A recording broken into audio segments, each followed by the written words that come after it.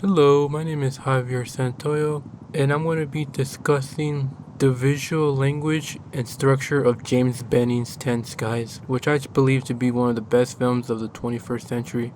Before talking about Ten Skies, I think it's important to understand the filmmaker behind it.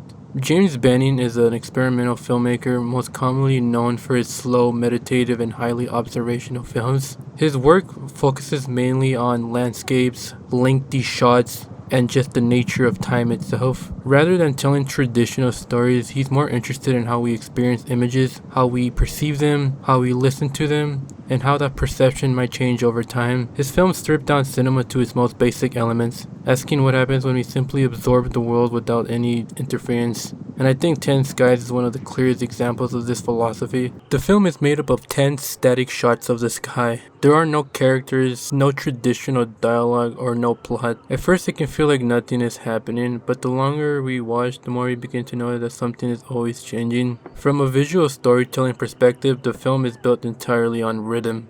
But this rhythm doesn't come from editing, performance, or camera movement. It comes from nature itself. The clouds move, lights shift, the sky slowly transforms over time. Sometimes the changes are obvious, but often they are extremely subtle. The film forces us to slow down and pay attention to these small variations. But what makes it more interesting to me isn't that the rhythm isn't only visual, it's also sonic. Alongside the slow movement of the clouds, we hear planes passing, distant conversations, and ambient sounds of everyday life. These sounds move differently than the image. They appear suddenly, then disappear, creating a second layer of rhythm, one that feels more intimate and human.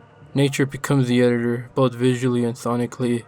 I kind of feel like James Benning, throughout his entire filmography, has always been trying to capture the purity of what we can see with our own eyes. A lot of films have this construction to them, like we set up the camera, we set up the actors, and even the more experimental films, you still go into post and decide what you show and how to edit a specific sequence. And I feel like James Benning wanted to break that mold or that barrier that we had. And I guess the easiest way to communicate that was by capturing one of the most purest images we have, which is clouds itself. In most films, movement is carefully controlled. Directors decide what moves, when it moves, how long we see it for. But in Ten Skies, that control is completely removed. The camera is fixed, and whatever happens in that frame unfolds on its own. And the same applies to sound. The film doesn't direct our attention through dialogue or music. Instead, it allows us to enter and leave that frame naturally. The film becomes less about creating images and more about absorbing them. Benning isn't fixated on constructing meaning in a traditional sense. He instead allows nature to create meaning through time. Even though the film doesn't have a traditional narrative, there is still a core structure to it. It is organized through the 10 distinct shots that I mentioned, each one acting as a unit of time. As these moments accumulate, the film begins to progress. Not through events, but through duration. Each sky seems familiar at first, but over time you begin to notice differences in movement and light, and even in the sound itself. In a typical 3-act structure, we expect a beginning, middle, and an end, a setup, a conflict, and a resolution. Ten Skies rejects those expectations. Instead, the beginning becomes the moment where we learn how to watch the film. The middle becomes the moment where we start to notice the subtleties, both visually and sonically, of course. And the end is reflective, where we realize that even though the images are similar, our experiences of them have shifted. It's as if the opening shots of the film have completely new context after having experienced the entire film.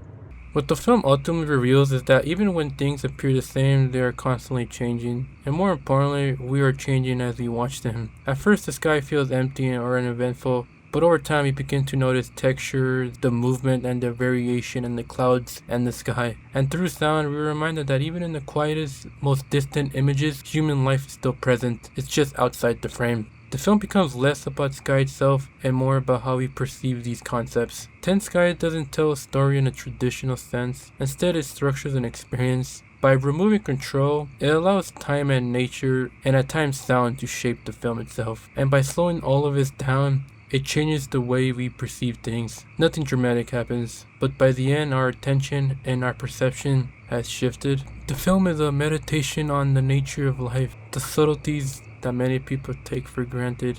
Just going outside and looking at the sky and hearing the sounds around us, and really just immersing yourself in that just experiencing reality and appreciating it for what it is. I think that is what 10 Skies is trying to communicate, and it's a very beautiful thing to me. There are moments in this film where it would remind me of me being back in high school and walking my dog, and I would just appreciate the sky and the clouds as I walked there. It's those subtle memories that remind me of why I enjoy cinema so much. And it's these type of films that can only capture such a pure image. No amount of construction or control will be able to recreate that. I could go on for another 40 minutes, but I'll cut this short. I hope I was able to communicate what I was trying to say with this movie.